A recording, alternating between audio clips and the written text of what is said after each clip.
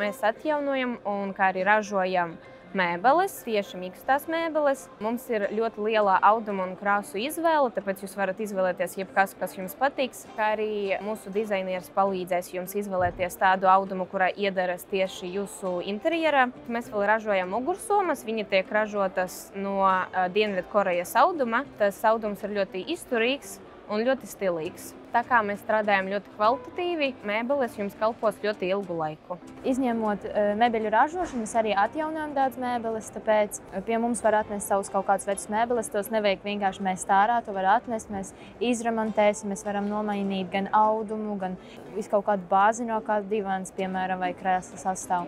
To visu pāršūt. Mums ir ļoti, ļoti draudzīgs kolektīvs. Mēs visi sadarbojamies vienmēr, mēs visi palīdzām viens otram. Mums ir ļoti labi speciālisti savā jomā, gan mēbeļu ražošanā, gan mēbeļu restaurēšanā. Tāpēc es teikšu, tikai tāpēc mums ir tā veiksme, jo mēs esam ļoti draudzīgi, mēs ļoti viens otram palīdzam, sadraudzējamies visi kopā un kopā ražojam, un viss tas process mums notiek tieši kompānijā iekšā kopā visiem.